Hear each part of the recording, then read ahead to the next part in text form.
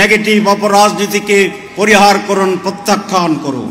নৈতিকতার ভিত্তিতে, আদর্শের ভিত্তিতে, চরিত্রের ভিত্তিতে, সততার ভিত্তিতে, দেশপ্রেমের ভিত্তিতে, আত্মত্যাগের ভিত্তিতে, ব্যবসা নয় সেবা, এর ভিত্তিতে যে রাজনীতি, সেই রাজনীতিকে একবার ইয়েস বলুন। এর বিপরীতে যত রাজনীতি, তাকে নো বলুন।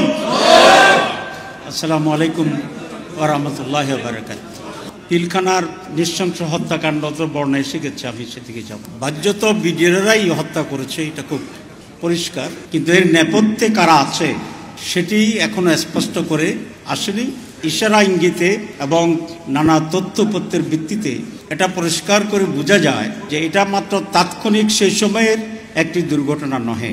কারণ ডালবাতের কর্মসূচির বৈষম্যের প্রতিবাদে তাৎক্ষণিক প্রতিক্রিয়া, এত উচ্চ পর্যায়ের এতগুলো সৈনিককে হত্যা করার ঘটনাটি স্বাভাবিক বলে বিবেচিত হইতে পারে না। কিছু মারা যেতে পারত, 2-4 জনকে গুলি করে দিতে পারত উত্তেজনা বশীভূত, কিন্তু 57 জন চৌকস উচ্চ পর্যায়ের সেনা কর্মকর্তা, যেটা আমরা সকলেই জানি, 15-16 বছর ধরে বারবার জানা হচ্ছে, এর পিছনে নিশ্চয়ই একটি বড় পরিকল্পিত শক্তি আছে। সেই পরিকল্পিত শক্তি ভারত। কে? ভারত জড়িত। পরিষ্কার করে বলতে, ভারতের এ দেশীয় যে সংস্করণ, বাংলাদেশীয় ভারতীয় এজেন্ট বললে কাবার হয় না, কারণ এজেন্ট তো কিছুটা দুর্বল বা কারো প্রতিনিধিত্ব করে। ভারতীয় এখানকার যে প্রক্সি শক্তি, তাদের মাধ্যমেই এটাকে বাস্তবায়ন করা উচিত। কারণ কি, উদ্দেশ্য কি বলা হয়ে গেছে, না বললে আমরা এটা জানি। এখন আমরা যেটা মনে করি সেটি হচ্ছে যে তদন্ত কমিশন হচ্ছে, তার নাম হচ্ছে স্বাধীন তদন্ত কমিশন। আজকে তদন্ত কমিশনের যিনি চেয়ারম্যান, তার সাথে আরেকটি প্রোগ্রামে গিয়েছিলাম। তিনি ওয়াদা করেছে যে উনি যথাযথভাবে সত্য উদ্ঘাটিত করবেন এবং সঠিক তথ্যের মাধ্যমে দোষীদের যার যতটুকু দোষ আছে সেভাবে সঠিক বিচারের জন্যে উনি উন্মুক্ত করবেন। আমরা আজকের দিনে এখানে তার এই বক্তব্যকে সত্য হিসাবে প্রমাণিত হোক, এটা চাই। তবে একটি কথা দাবি করি, এটার জন্য আর কোনো সময় নেওয়া কোনো সুযোগ নেই। দি আর্লিয়েস্ট, দি সুনেস্ট এটা রিপোর্ট প্রকাশিত হওয়া উচিত। জামাত ইসলামী এই ঘটনার সুষ্ঠু, সঠিক এবং দ্রুত বিচার দাবি করি। প্রিয় ভাইরা, সিঙ্গাপুরের একটি প্রতিদল জামাত অফিসে এসেছিল, আমরা সেখানে দলনেতাকে আমি জিজ্ঞাসা করেছিলাম যে 1967 সালে সিঙ্গাপুর স্বাধীন হয়েছিল, আপনারা জানেন, তো তারপরে এত দ্রুত তোমরা কিভাবে উন্নতি লাভ করেছো? সিঙ্গাপুর খুবই ছোট দেশ, 1 city 1 state, demand take off করলে অন্যের বর্ডারে গিয়ে পড়ে। তিনি খুবই তড়িৎ, ডিসাইডেড এবং খুব সিম্পল সহজ একটি জবাব দিয়েছেন। সেটা হচ্ছে, আমাদের জাতির সৌভাগ্য যে আমরা একজন যোগ্য দেশপ্রেমিক সৎ নেতৃত্ব পেয়েছিলাম, যার নাম হচ্ছে লি কুইন। তার জীবনী এত বড় আমি পড়েছি, বাংলাদেশেও পাওয়া যায় ইংরেজি। তার বিপরীতে আমরা পেয়েছিলাম অসৎ, অদক্ষ এবং দালাল নেতৃত্ব। এবং এটি শুধু বাংলাদেশের স্বাধীনতার পরে নয়, 1947 সালে আমরা একবার স্বাধীন হয়েছিলাম, কিন্তু আমাদের স্বাধীনতা পূর্ণাঙ্গ হয়। 1971 সালে আমরা বহু রক্ত দিয়েছি, আমরা স্বাধীন হয়েছিলাম, কিন্তু সে স্বাধীনতাও পূর্ণাঙ্গ হয়। আবার দ্বিতীয় স্বাধীনতার কথা আমরা বলছি 5 আগস্টে, কিন্তু 6 মাসের ব্যবধানে আজ আবার মনে হচ্ছে সেই স্বাধীনতার আকাশে কালো মেঘের ছায়া, দুর্যোগের ঘনঘটা। আবার এটা ফিকে হয়ে যাচ্ছে, আবার রক্ত অর্থহীন জীবন দেওয়ার যে ফসল সেটি ঝরে যাচ্ছে। এই যে সৌভাগ্য বা দুর্ভাগ্য জাতি, যে বারবার যে হত্যাকাণ্ড, অবিচার, অন্যায়, শোষণ, শাসন, সবকিছুর মূলে হচ্ছে সৎ এবং যোগ্য দেশপ্রেমিক নেতৃত্ব। এই নেতৃত্ব যতদিন জাতি তার জন্য নির্ধারণ না করবে, তাকে সাফার করতে হবে।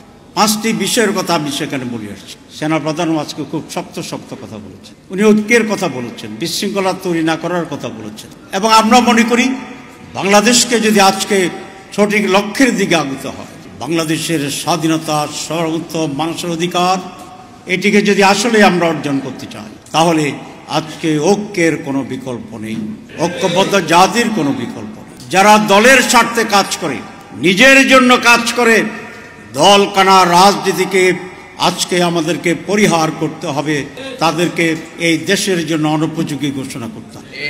আজকে প্রয়োজন হচ্ছে নৈতিকতা সম্পন্ন, চরিত্রবান, দেশপ্রেমিক, আত্মত্যাগী নেতৃত্ব, সাহসী নেতৃত্ব।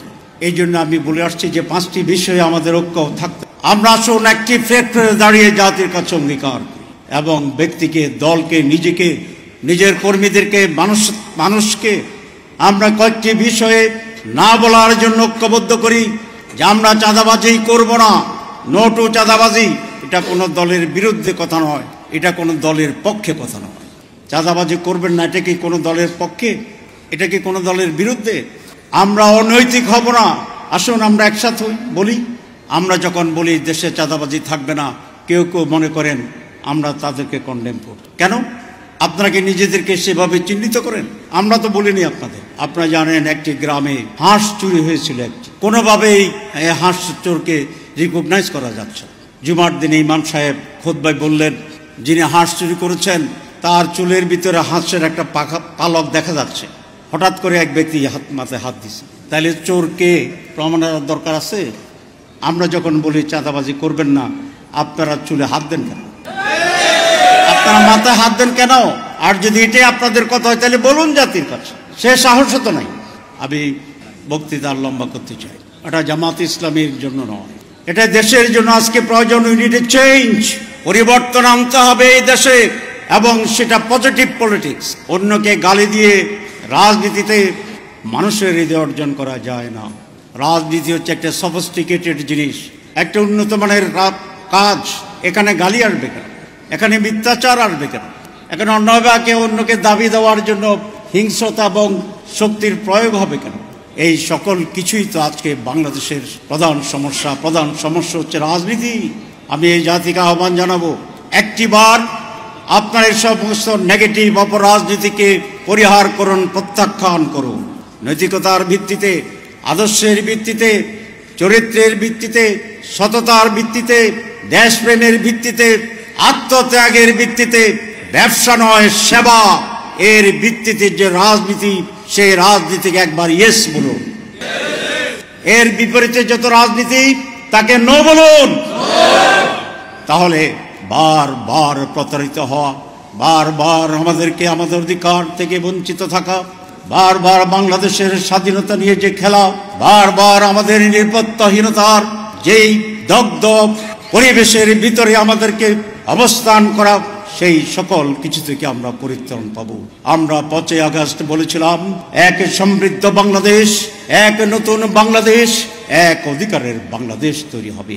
সেই নীতিকে আফল করে আসুন আমরা সেভাবে অগ্রসর হই। যারা এই সততা রাজনীতির দাবি করেন, আদর্শের রাজনীতির দাবি করেন, তাদের আজকে এক মহান দায়িত্ব অর্পিত হয়েছে। মানুষ আমাদেরকে ভালো বলছে, আমাদের মিটিং আসছে, দিস ইজ নট এনাফ। যতক্ষণ না সত্য তার দৃঢ়ভিত্তি নিয়ে প্রতিষ্ঠিত না হবে, ততক্ষণ আপনাদেরকে ঘুমানো যাবে না। আপনাদেরকে সহজতার দিকে যাওয়ার কোনো সুযোগ নেই। সত্য প্রতিষ্ঠার সংগ্রাম সহজ কোনো সংগ্রাম নয়। এই সংগ্রাম কন্টিনিউ করতে হয় ত্যাগের পর ত্যাগ দিয়ে। আমরা ত্যাগ করেছি, নজির আছে। আমাদের বড় বড় নেতারা ফাঁসির মঞ্চে চলে গেছেন হাসি মুখে। শাহাদাতের ফাঁসির মঞ্চে যাওয়ার আগে ওই সমস্ত মর্দে মুজাহিদেরা জিজ্ঞাসা করেছিল, আমি কোন ড্রেস পরে যাব। মর্দে মুজাহিদেরা জিজ্ঞাসা করেছিল, আর কতক্ষণ আছে আমার ফাঁসির রায় কার্যকরের? আমি আধা ঘন্টা রেস্ট নিয়ে নিই, ঘুমাই পড়ি। এইরকম দুঃসাহসী নেতা রাহবারদেরই আমরা উত্তরসূরি এবং কর্মী।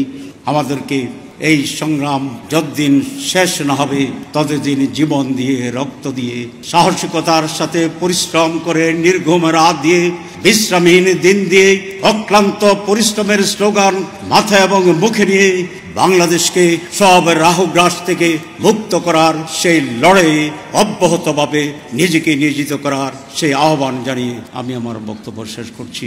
আমি শহীদ পরিবার যারা ছিল এই মিডিয়ার হত্যাকাণ্ডে, তাদের পরিবারের প্রতি সমবেদনা জ্ঞাপন করছি, এবং এই সরকার যে আজকে জাতীয় শহীদ সেনা দিবস ঘোষণা করেছে তার জন্যে আমি অভিনন্দন জানাচ্ছি। আসসালামু আলাইকুম ওয়া রাহমাতুল্লাহি ওয়া বারাকাতুহু।